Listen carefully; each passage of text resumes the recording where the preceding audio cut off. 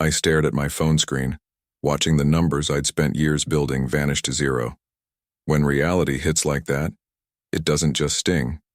It rewrites everything you thought you knew. My name is Leo Williams, and I'm 37 years old. These days, I spend my mornings making breakfast for my son Adam before heading to work, trying to rebuild what was stolen. Cassie, my wife, took our son's college fund and ran off with Dominic Hayes, her business partner. The text she sent still burns in my memory. Don't freak out. I needed to make a move for us. What she meant was a move for herself. I didn't throw things. I didn't scream. Instead, I took screenshots, gathered statements, and documented everything. When someone betrays not just you, but your child's future, you learn to be precise. Before I go any further, let me know in the comments where in the world you're watching from, and make sure to subscribe because tomorrow I will share a story you don't want to miss. But let me start from the beginning.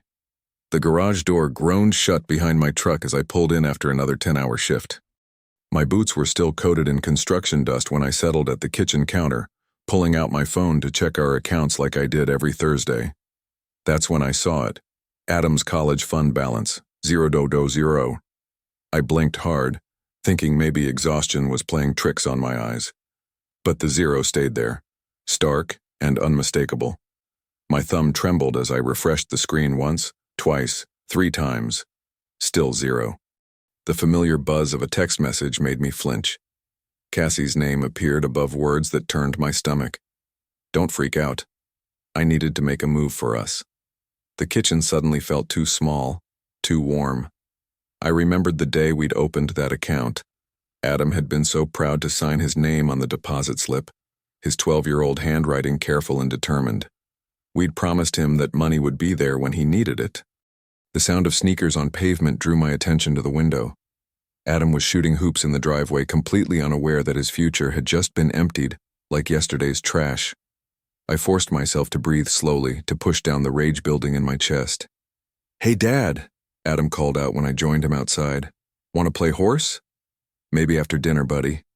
My voice came out steadier than I felt. "How about we heat up that lasagna from yesterday?" We ate together at the kitchen table, Adam chattering about his math test while I nodded at all the right moments. Every few minutes, my eyes drifted to my phone, waiting for some explanation that would make sense of this nightmare. The sun had long since set when I heard the click of heels on hardwood.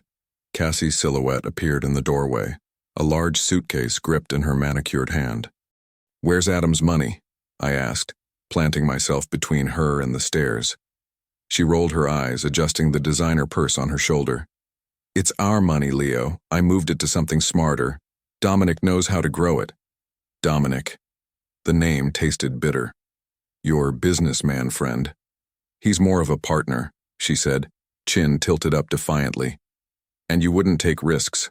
Adam can get scholarships and loans." "We finally get to live." Heat rose in my chest, but I kept my voice level. "You didn't make a move for us.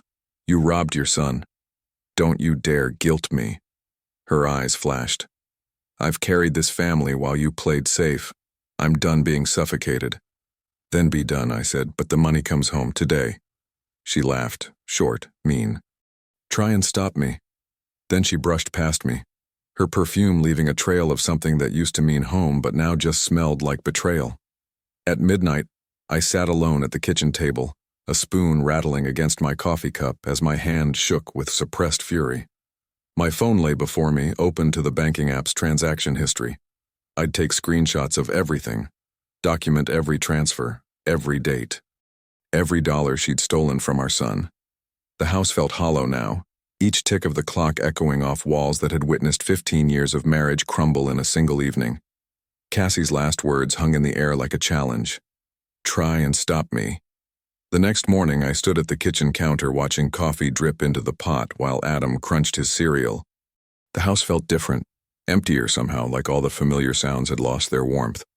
I kept glancing at him, searching for signs that he sensed something was wrong, but he just scrolled through his phone, lost in his own world. "Dad, can Jason come over after school?" he asked, not looking up.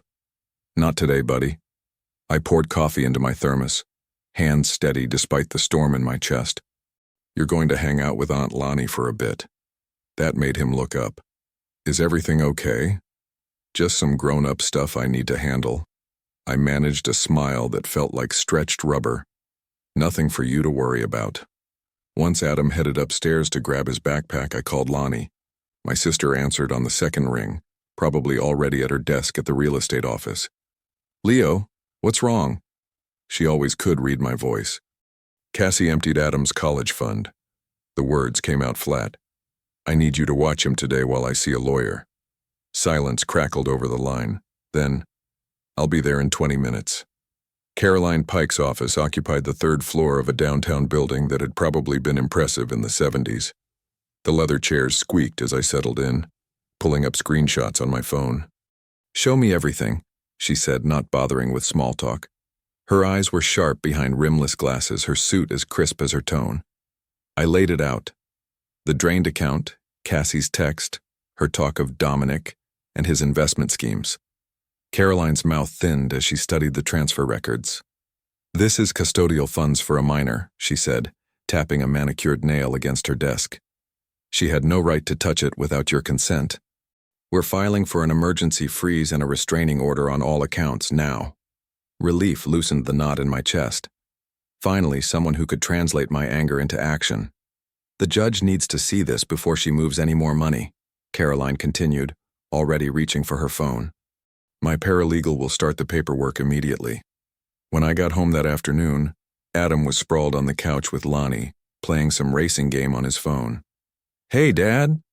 He sat up, suddenly excited. "We're still going to the Wolves game Saturday, right? Jason's dad got tickets too." The baseball tickets I'd forgotten.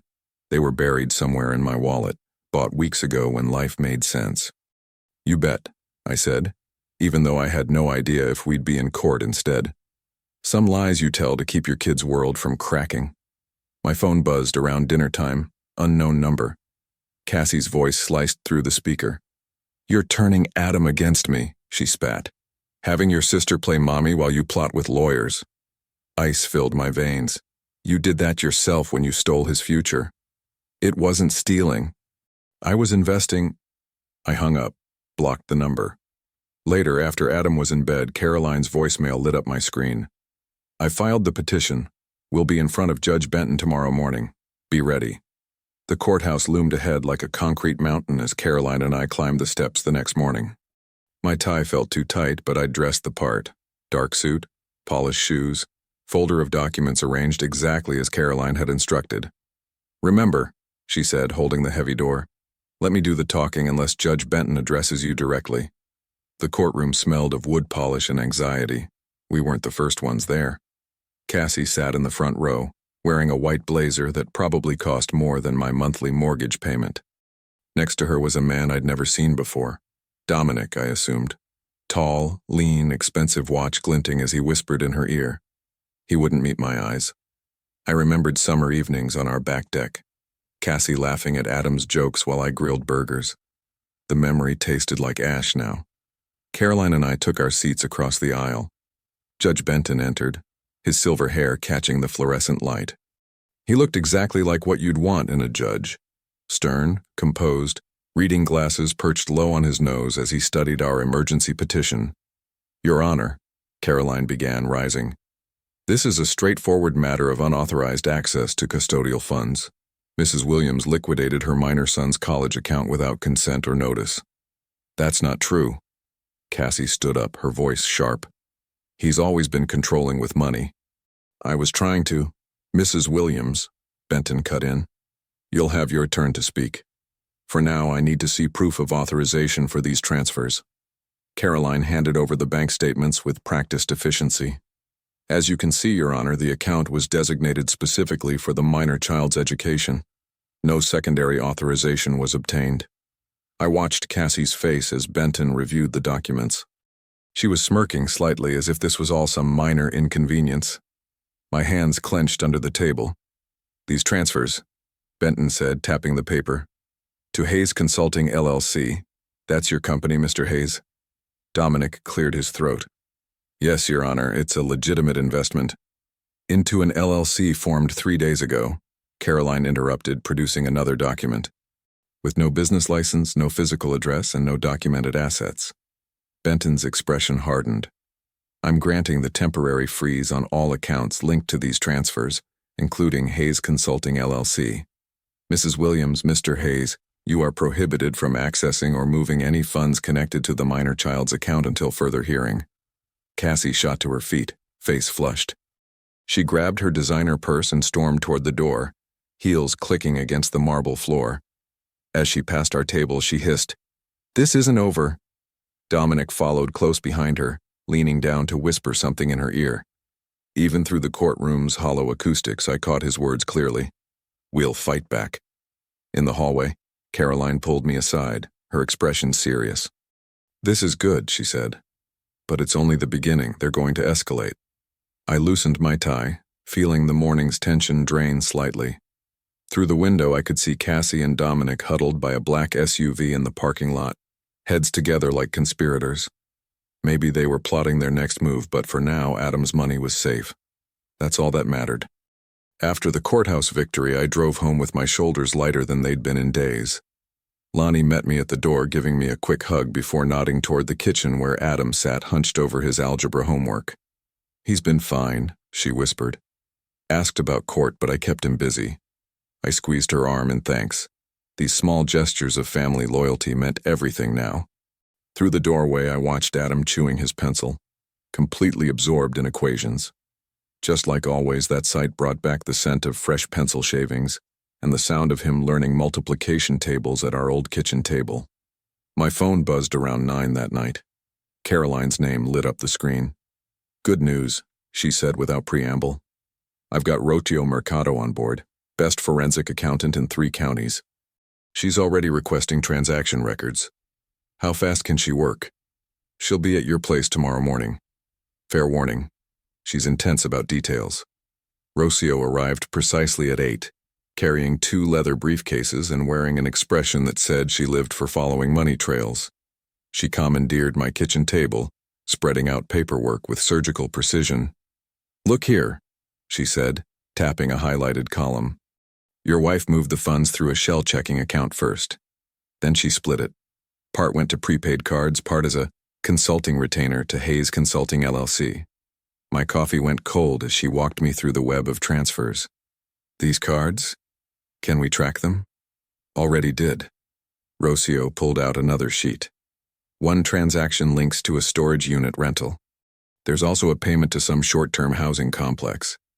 Caroline arrived just as Rocío was explaining the rental trail. "We should check that storage unit," she said. "But we do this by the book. I'll come with you. No chances of them claiming harassment." The storage facility sat between a dollar store and an abandoned car wash. Unit 147 had a fresh lock, barely weathered. Caroline documented everything on her phone while Rocío took notes. When we rolled up the door, the space looked organized. Too organized, like someone had staged it. Under a blue tarp, we found what we needed. A small safe contained a stack of prepaid cards, their activation receipts paper-clipped together. Next to it lay a 3-ring binder filled with what Dominic called projected earnings. Page after page of inflated numbers and impossible growth curves. Rocío photographed everything methodically. "These cards match our transfer totals exactly," she said. "And these business projections? Pure fantasy. No legitimate consultant would sign off on these." By evening, exhaustion hit hard. But I still had one promise to keep. I found Adam in his room, already in pajamas, pretending to read but clearly waiting up. "Hey, buddy." I sat on the edge of his bed. "Big day of progress. Did you find my college money?" My heart squeezed. "We're getting closer, I promise you. Everything that was stolen we're going to get back." He nodded, jaw set in that determined way that reminded me so much of myself. After I turned out his light, my phone lit up with a text from Cassie.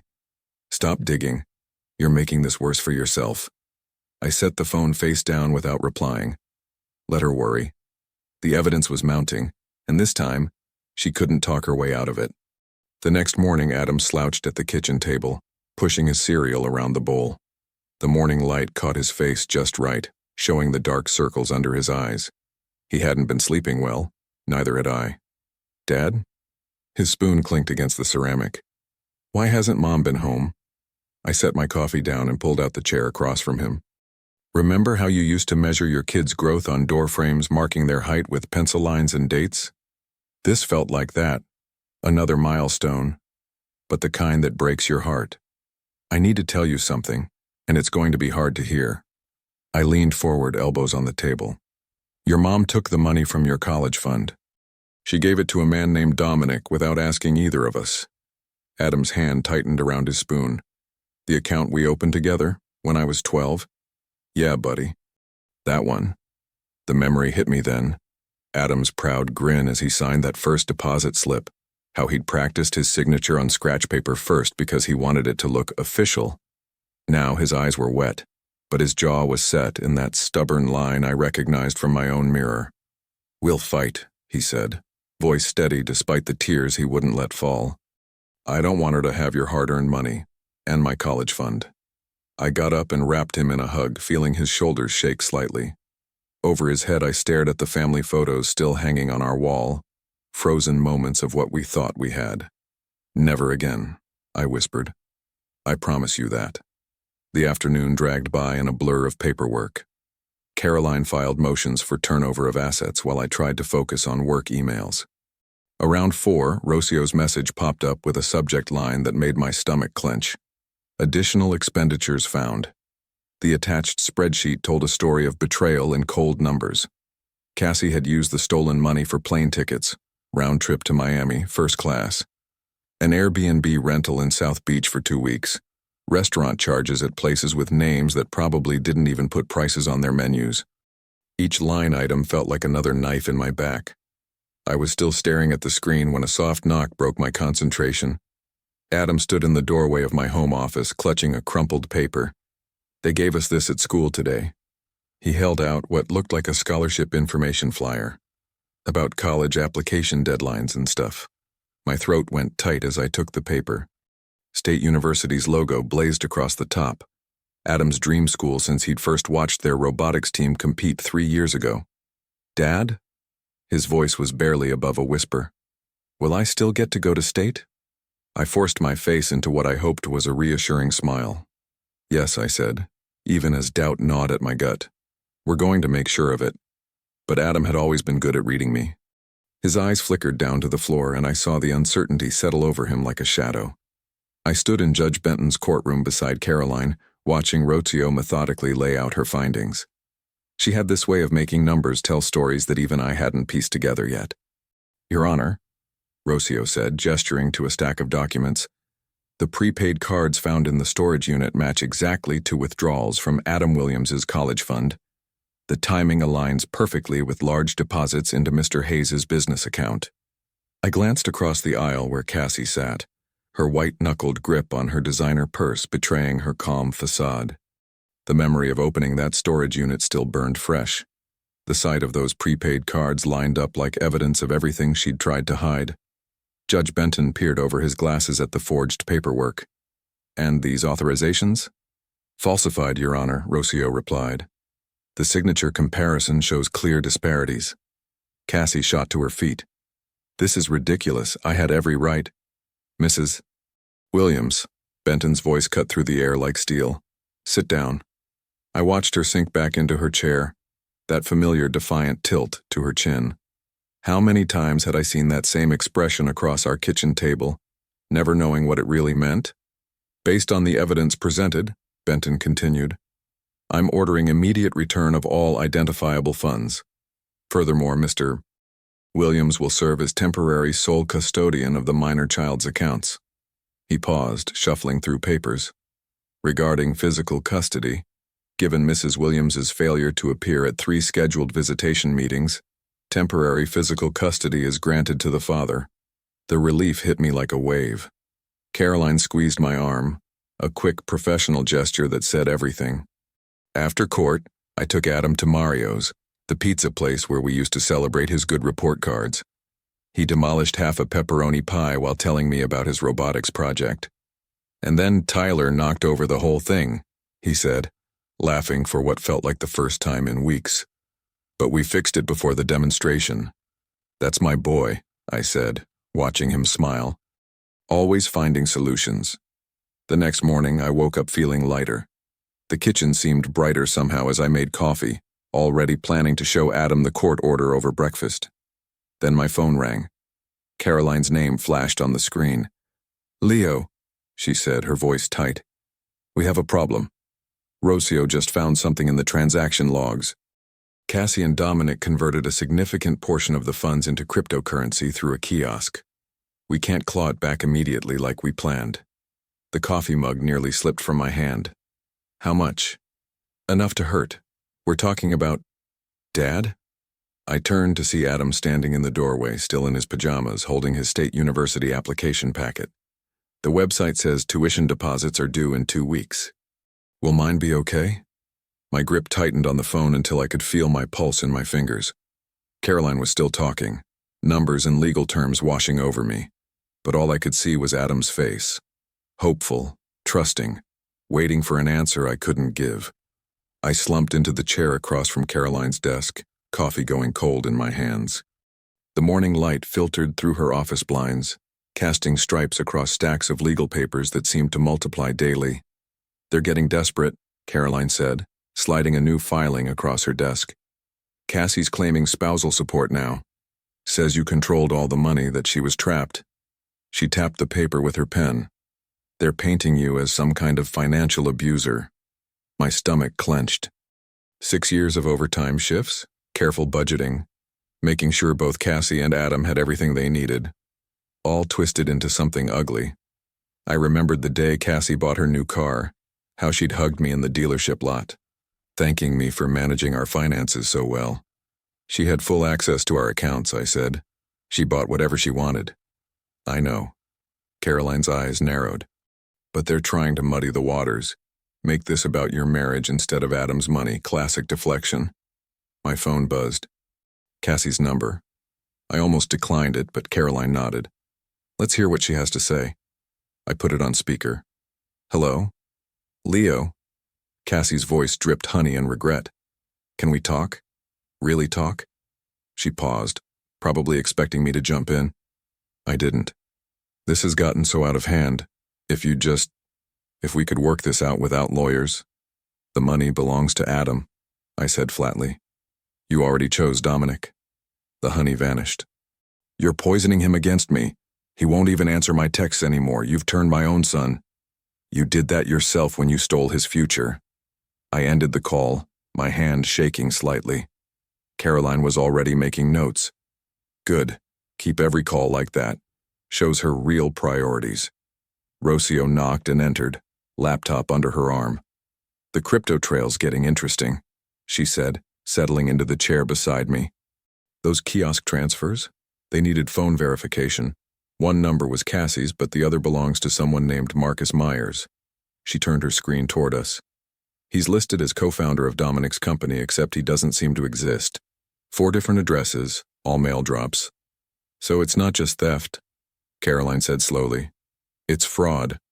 Complete with fake business partners," Rocio agreed. "I've seen this pattern before, shell companies, phantom executives, cryptocurrency. They're hoping the complexity will discourage us." My phone buzzed again, a text from Adam asking about dinner. The simple normalcy of it hit me hard. While we were chasing paper trails and crypto wallets, he was just trying to be a kid. Caroline's office phone rang. Her face tightened as she listened. "I see," she said finally. "Yes, we'll respond accordingly." She hung up and met my eyes. "Dominic's attorney is filing a counterclaim. Says the money was a legitimate business investment that you verbally approved. They're asking the judge to stay the restitution order pending a full evidentiary hearing." "That could take months," Rocio said. I thought of Adam's tuition deposit deadline now looming like a countdown clock. "We don't have months." "No," Caroline agreed grimly. "We don't." Dawn painted the sky in dirty watercolors as I pulled up to Cassie's mother's house. The worn Victorian looked exactly as I remembered, peeling yellow paint, creaky porch steps, those wind chimes Cassie's mom never took down after Christmas. My hand stayed steady on the wheel while I counted breaths. I'd driven past 3 times this week, mapping her routine. She'd be awake, probably nursing coffee in that white blazer she thought made her look professional in court. The same one she wore while lying to the judge about our marriage. Remember when Adam was 7? And we sat on this porch swing teaching him to tie his shoes. The memory tasted like ash now. I knocked twice, sharp, professional. Footsteps approached, hesitated. The door creaked open just enough for Cassie to peer out, still wearing yesterday's court outfit, mascara slightly smudged. "What are you doing here?" "We're going to talk." My voice came out flat, precise. "And you're going to listen." She glanced behind her, then stepped onto the porch, arms crossed. "If this is about the motions, you're going to sign a stipulation," I cut in. "Full return of assets, complete admission of the forgery." "Today?" She barked out a laugh, but I caught the tremor in it. "Or what?" "Or I add Dominic as a co-defendant, put liens on every future paycheck you touch, and ask the DA to charge you both with theft from a minor." I kept my voice level, like I was reading a shopping list. "Your choice." Her face crumpled. The tears started, right on schedule. "I made a mistake, okay? I needed freedom. You don't understand what it's like feeling trapped in—" "Adam first," I said, "always." The words came out like ice. "That's what you forgot. Everything else was negotiable, but not his future." She tried to step closer, reaching for my arm. "We can fix this if you just—" I stepped back. "The stipulation's with Caroline. Sign it by 5, or we file everything tomorrow morning." Back in my car, I sat watching the sunrise paint her mother's house in sickly orange. My phone buzzed. Caroline confirming she'd drafted the motions to add Dominic and impose the constructive trust. Everything ready to file. That evening, I sat with Lonnie on our back porch, watching Adam shoot hoops in the driveway. The steady thump-thump of the basketball felt like a heartbeat. "He's proud of you," Lonnie said softly. "He told me yesterday. Said his dad fights smart, not mean." My throat tightened. "I'm trying." "You're succeeding." She squeezed my shoulder. "That's what kills Cassie. You won't play her game." My phone chimed with a court notification. New hearing date set, with Dominic officially added as co-defendant. Before I could respond, a voicemail notification popped up. "Cassie." I put it on speaker, Lonnie leaning in to listen. "You'll regret dragging Dominic into this." Cassie's voice shook with fury. "You have no idea what you're starting." I deleted the message and watched Adam sink another basket, his form perfect, just like we'd practiced. I'd seen this courtroom enough times now that the wooden panels felt familiar, like some austere second home. But today was different.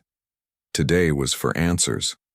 Rocio took the stand, her usual stack of folders replaced by a single devastating binder. The courtroom fell silent as she began walking through the money trail, her voice steady as a metronome. "Each transfer was deliberate," she explained, pointing to the projection screen. "From the college fund to temporary accounts, then to prepaid cards, and finally to cryptocurrency." Her laser pointer danced across numbers that represented years of my overtime shifts. "Remember those late nights at the plant, coming home with steel dust in my hair, telling myself every extra hour meant one more semester for Adam?" The memory made my jaw clench. Caroline stood, perfect in her timing. "Your Honor, we have surveillance footage from the cryptocurrency kiosk." The screen flickered to life. There they were, Cassie and Dominic, heads down like guilty teenagers, feeding cash and cards into the machine. The timestamp matched Rocio's records perfectly. You could even see Cassie checking her phone for the confirmation codes. Beside me, Caroline allowed herself the smallest of smiles. 2 rows ahead, Cassie muttered something sharp under her breath. I caught fragments. "Didn't have to." And "your fault." Dominic just stared straight ahead, his face chalk white. Judge Benton reviewed the evidence with the same expression he'd worn throughout, like he was solving a puzzle that kept revealing worse pictures. When he looked up, his glasses caught the fluorescent lights. "The evidence is conclusive," he said. "This court orders full restitution of all misappropriated funds." He paused, letting that land. "Furthermore, I'm ordering turnover of all devices used in these transactions, and Mrs. Williams' share of community property will be assigned to restore the minor child's account." Cassie gasped. Actually gasped like someone in a bad TV drama. "Additionally," Benton continued, "given the nature of these actions, I'm referring this matter to the district attorney's office for review." Dominic swore under his breath. His attorney grabbed his arm, probably trying to shut him up before he made it worse. I just sat there, my hands folded in my lap, feeling the weight lift. Caroline reached over and shook my hand, professional as always, but I caught the victory in her eyes. That evening, I sat on the edge of Adam's bed, watching him arrange his college brochures on the nightstand. He'd started collecting them like baseball cards. "The worst part's over," I told him. "The money's coming home." He nodded, then asked the question I knew was coming. "Is Mom going to jail?" "I don't know, buddy." I squeezed his shoulder. "But whatever happens, it's not your fault. And it won't touch your future again." He fell asleep, clutching his State University view book. I stood in his doorway longer than usual, watching his chest rise and fall. The next morning, I was pouring coffee when Caroline called. Her voice had that careful tone lawyers use when they're delivering complicated news. "The DA is pressing charges," she said. "On both of them." The criminal courthouse felt different from family court, colder with that tang of disinfectant that can't quite mask desperation. I sat in the back row, watching Cassie and Dominic enter separately. No white blazer today. Cassie wore navy blue, probably hoping to look trustworthy. The prosecutor laid it out clean. Conspiracy and wire fraud for Dominic. Forgery and theft from a minor for Cassie. I remembered those overtime shifts, the way my boots would drag after 16 hours, all to build that college fund. Now here we were, watching it all unravel in fluorescent lighting. Their lawyers had worked deals, reduced charges but still guilty pleas. When the judge asked Cassie to explain her actions, she crumpled like wet paper. "Dominic tricked me," she sobbed, mascara tracking down her cheeks. "He said it was an investment. He promised we'd double Adam's money. I trusted him." I felt that old familiar ache in my chest, the one that used to be love, now just echoes. Dominic's response was ice cold. "She knew exactly what she was doing," he sneered, "always asking about the next transfer, the next move. She's just a liability trying to save herself." Remember those nights she'd come home late, claiming work meetings? Probably planning this whole mess over wine and promises. The judge wasn't moved by their drama. "Mr. Hayes, 2 years county jail. Mrs. Williams, supervised probation plus full restitution. You're both banned from any financial dealings with minors." He peered over his glasses. "And Mrs. Williams, your claims to marital assets are hereby terminated due to criminal misconduct." Outside the courtroom, Cassie grabbed my sleeve. Her fingers trembled against the fabric. "Leo, please, I can't do this alone. I need help." I looked at her hand, then her face. "You had a home," I said quietly. "You chose a getaway." I pulled free and walked away, her heels clicking frantically behind me until the courthouse doors swung shut. That weekend, I signed the papers selling our old house.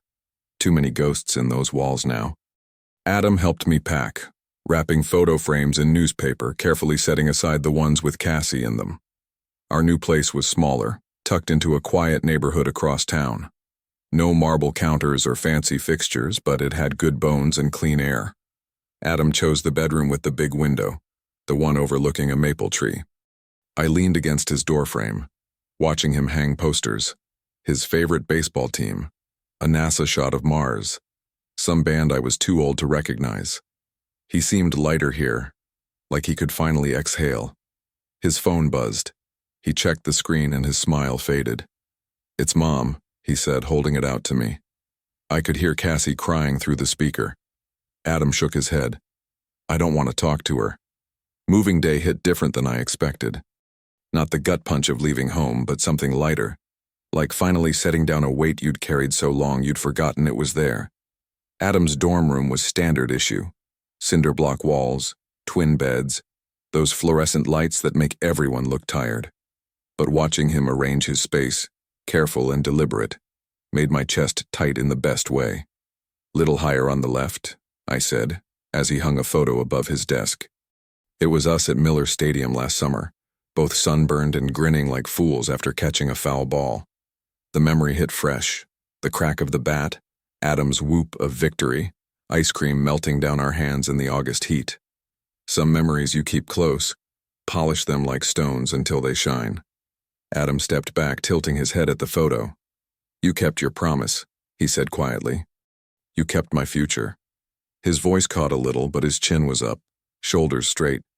I gripped his shoulder, words stuck somewhere between my heart and throat. We stood there a long moment, both pretending we weren't fighting tears. The drive home felt different too. Windows down, late summer air sweet with cedar and cut grass. No more looking in the rear view, no more bracing for the next blow. Just open road and that clean feeling of promises kept. Lonnie was waiting at the new house with takeout and that smile that said, "I told you so," without words. We sat on the back deck watching moths dance around the porch light. "To Adam," she said, raising her glass. "And to you, big brother. You did good." Word travels, even when you're not listening for it. Dominic was serving his time, probably running the same old cons on his cellmates. Cassie? Well, she'd landed hard. Some mutual friend mentioned seeing her at the grocery store counting quarters for frozen dinners.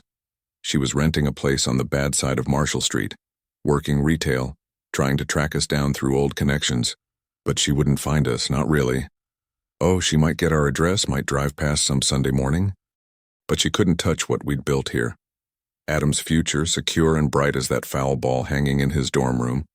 Our new life, smaller maybe, but solid as oak. That night, I heard Adam at the front door, checking the lock like he always did before bed. The sound echoed through our quiet house, click, rattle, safe. Some might call it paranoid, but I knew better. It wasn't fear driving that habit. It was wisdom earned the hard way, the kind that teaches you to guard what matters. My wife drained our son's college fund and ran away. I took everything back and left her with nothing but consequences. The math was clean, the ledger balanced. Justice tastes better than vengeance, cooler, clearer, like creek water over stones. I believe stories such as this find us for a reason. If this one touches you, please subscribe.